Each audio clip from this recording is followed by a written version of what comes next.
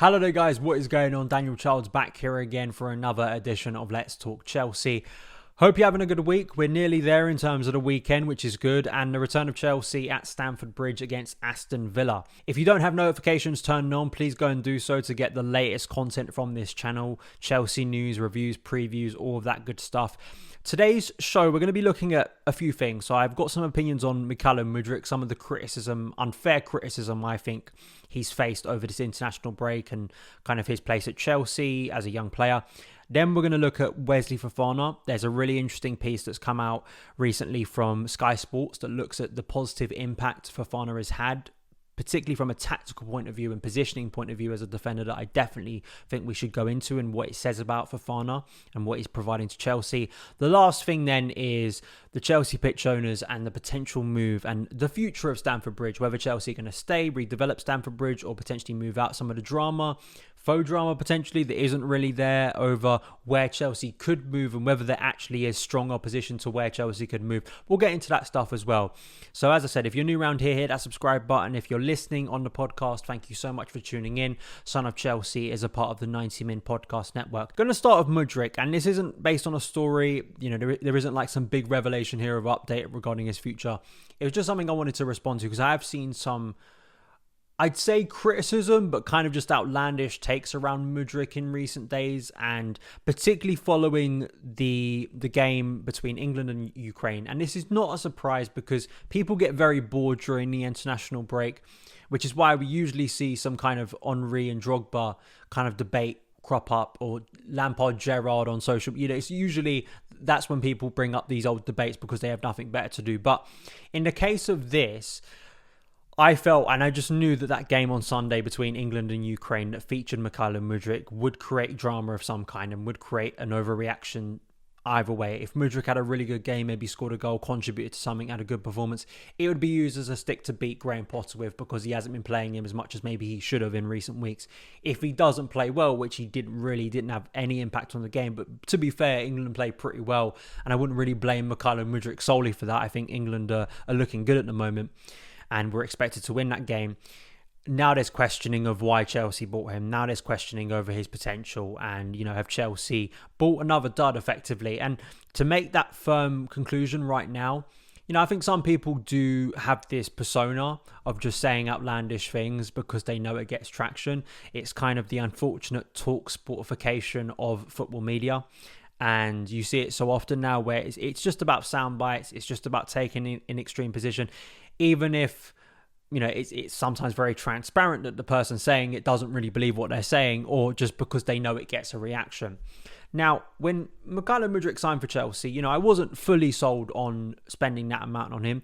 Mainly, if you watched the video when the news broke on that Sunday morning, I think it was before the Palace game, where he was actually unveiled, and, you know, I talked about Mudryk coming in, and I said, you know, my big concern was not investing in a more serious area for me of the squad, and that was central midfield. This was before we bought Enzo Fernandez. And my concern of bringing in a young player who was quite raw and his development being managed properly. And I think that Chelsea have handled it, you know, interestingly. You know, at times I would have liked to have seen him come off the bench, but I don't mind being a little bit more patient and being a little bit more reserved to integrate Mudryk into things if he is raw, if he is struggling, if he's, you know, adapting to not only a new league, you know, a new country, a new culture. These are all variables that unfortunately I don't think we take into account sometimes when we are talking about human beings, particularly young footballers moving to a new place, a new environment, and as well being Ukrainian, what the people of Ukraine have had to deal with over the past year.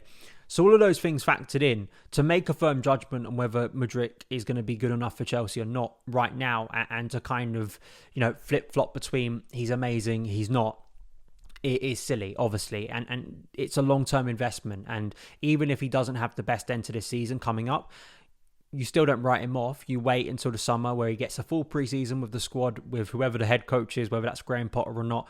And then we move from there, you know, because this is a young guy who has, in brief flashes, shown, yeah, he can offer something very exciting in the future. So I just wanted to say that on Mudryk, and I say it about a lot of young players, how you can make firm judgments on young players, even if they do play a lot of games, you know, ones who 23, 24, 25 are going to be, and moving into their prime years are going to be a very different player. I think, I keep on bringing him up, but Marcus Rashford is such a great example this year, where many people had a firm sort of judgment on Rashford last season. Would have never expected that he would have turned out to be, he had the talent to do it, but, would anyone 12 months ago believe that Rashford would be up there in terms of the scoring charts? I don't think many would. So, Mudryk, let's give him time and see how he does. The second thing regards another young player in Wesley Fofana and kind of how well he's doing for Chelsea and sort of the impact, positive influence he's had since returning from injury. This is a piece from Sky Sports. Fofana's physicality, defensive prowess and ball carrying ability is making the difference for Chelsea. Regarding Fofana and his positive impact for Chelsea and how Chelsea are able to be more proactive on the pitch. So firstly, let's look at this graphic here, which is Chelsea with and without Fofana starting from Sky Sports. So all competitions this year. So we've had him for 8 games this season, which is incredible, and without for 29. So that's almost a full Premier League season, not too far off it, which says a lot about his injury problems this season. We've won 6 with him, drawn 1 with him, and only lost 1 with him. That is a 75% win rate compared to a 31 win percent rate without him, where we've won 9, drawn 8 and lost 12. So you've seen the impact there. Of course, we need a bigger sample size, but that in itself is a good starting position for Fofana to have that. His average positions, I think, is more of the interesting part here, the graph that they bring up.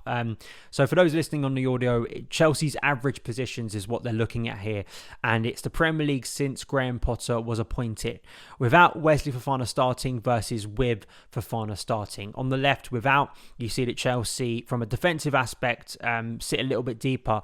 Though with Fofana, we're able to press up a lot more, which isn't that surprising when you think about Fofana's style as a defender. He is a proactive defender. He likes to engage the opponent quite quickly. I'd say he's more in the mold of, say, an Antonio Rudiger type player. We saw that, and that was of great benefit to Rudiger last season in Tuchel's system. Is he wants to engage. It's like a lot of modern defenders, right? They want to engage. They want to press up. They want to try and win the ball and try and get a turnover, and that's what Fofana brings you. But also because he has the mobility to cover the space behind him, that maybe allows Chelsea to be a little bit more risky and allowed to commit more men forward. And particularly if you're a coach like Graham Potter, a bit like Tuchel, wants to control possession, wants to gain territory, wants to control the flow of the game. That's really important, particularly if you're building up from defence. You need those defenders to not only be comfortable in possession, but maybe sit on the halfway line, which happens a lot of the time at Stamford Bridge when we're coming up against low blocks. So that in itself is a positive. I think that Fofana, hopefully as he plays a little bit more with Reece James, if those two are on the pitch consistently, can form a greater connection, because I still felt, and this is a criticism against Everton, I felt at times Fofana could have played in and could maybe those two form a connection a lot more, because that was my excitement signing Fofana, those two working together and actually allowing Reece James a license to move forward a lot more, because he has the cover of a quicker Fofana than, say, Azpilicueta was behind him. That was a massive problem last season. And there's a stark difference between having a back four, a back three of Azpilicueta, Koulibaly, Silva, compared to having Fofana, Koulibaly, Badiashile, who of course has come in and had a really good impact since signing from Monaco in January. So that is all very exciting, and particularly with Levi Colwill potentially returning, hopefully we will see more graphs like this in the future where Chelsea are able to be a lot more proactive in their defending, and hopefully Fofana stays fit and that win rate gets even better for him at Chelsea. The final thing to speak about today is Stamford Bridge and the future of Chelsea Stadium. We have spoken about this in recent weeks, and I think it was a Matt Law piece on kind of the potential redevelopment of Stamford Bridge. This is slightly different in regards to a move out of Stamford Bridge to Earls Court. This comes from a Times piece by Henry Winter. Chelsea face a furious backlash if Todd Boehly opts for Earls Court move. And in the piece, there's a quote from one prominent fan involved in the anti-Earls Court group that says, if they consider Earls Court, we might see the same supported demonstrations that put paid to the European Super League in 2021. It goes on to say that Todd Boehly has to give a guarantee that Chelsea will stay at the Bridge. Out of the 13 London clubs, only one has ever moved home, Chelsea.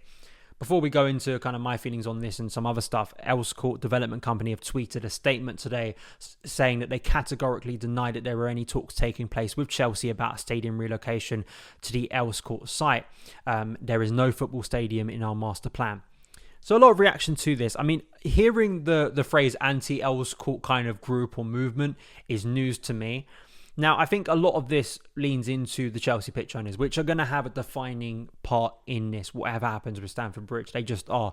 And I think that's right. And, I would say before we get into why Chelsea pitch owners is a very important part of Chelsea historically. And there's a very good reason for it. And I'm not sure, to people listening and viewing my channel, if you live outside the UK, I'm not sure how much access there is to this documentary recently that came out called Poundland that BT Sport did.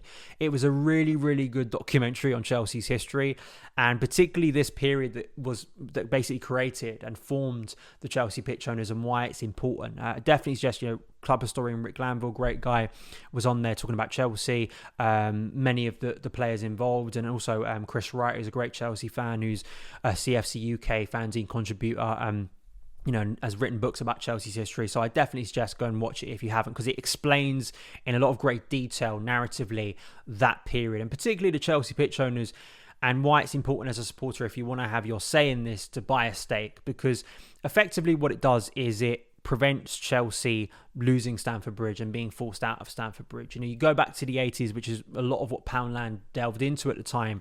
The Chelsea were under threat, from property developers who wanted to kind of change Stamford Bridge from a football stadium into a big housing development. And Ken Bates, the chairman at the time, massively opposed this. He obtained a freehold of the ground in the early 90s.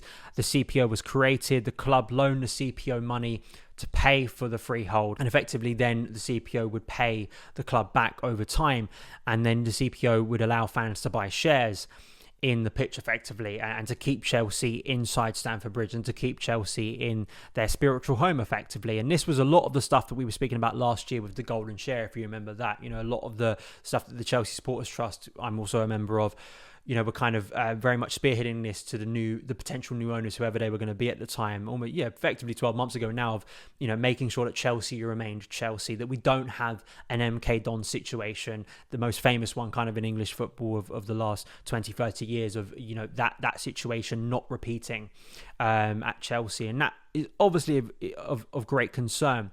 So having a Chelsea pitch owner's share is important. I mean, potentially as well, you could maybe meet a player on the pitch and get it presented to you. You get a signed one. I've got Ben Chilwell. I think I got it in 2021. And people have several shares. And it's also, if you want to join good company, Thomas Tuchel, Frank Lampard, Antonio Conte and Jose Mourinho are some of the people who also have shares of the Chelsea pitch owners. So I definitely suggest, and if you want to have a say on this, this is what is going to be defining. It'd be silly of me to tell you that, whether it's the CPO or people who own shares in the CPO, all feel the same way about this issue. That's obviously very silly. Some people would want to stay at Stamford Bridge and feel very much opposed to any movement and believe that we should stay at Stamford Bridge. I get the sense that out of the places Chelsea could move in London that's local, that would be in Kensington and Chelsea, or just, even though we would be technically moving borough here from Hammersmith and Fulham to Kensington and Chelsea, to be in that local area, that vicinity of places and that area that Chelsea fans have become accustomed to when walking down to Stamford Bridge on a match day. I think Earls Court is probably one of the better and probably the best solution if you want to keep Chelsea in its local area. And potentially would mean not having to move out of Stamford Bridge whilst that development is taking place. I mean, whether Earls Court, kind of their development company, whether that statement is just kind of for now, and whether over a period of time that would change. But, this is going to be a debate, and I think it's a debate that needs to happen, because the future of Chelsea, I think, is very important. And I've consistently said this, and it was a part of the sale last year. I think having a new stadium of some kind, whatever it is, I think is kind of a landmark thing for this new ownership. But I think what they need to be careful of is not having a situation that arose under the previous ownership where you have kind of that opposition, and there's a sense that they are looking to kind of disrespect the CPO and the history of the CPO and what it means to Chelsea, and very much keeping Stamford Bridge and how special that is, because it would be a massive decision to leave Stamford Bridge. Like a lot of us, even if I would be open to an Earls Court move, emotionally, the attachment to Stamford Bridge, the walk to Stamford Bridge, all those things are very, very important. But I've talked about my criticisms of Stamford Bridge as kind of as Chelsea become bigger, and kind of the match day experience not being that great, particularly if you sit in certain sections of the ground, particularly certain concourses that aren't just not fit for purpose with the demand of capacity on a match day. So those things need to be hashed out. But I would say watch Poundland if you haven't already. It's a great documentary to brush up on your Chelsea history if you're a younger Chelsea fan, but also it very much explains to you why it was so important that the CPO was formed, and why, if you want to be involved in this process, I suggest go and buy a share, because it gives you a cool frame to put on your wall, but then also it gives you a chance to have a say in the future of Chelsea, whatever way you feel. So that is it for today's edition of Let's Talk Chelsea. Thank you guys so much for taking the time to watch and listen to it. You can follow me on Twitter at SonOfChelsea, and I will see you again very soon. All the best.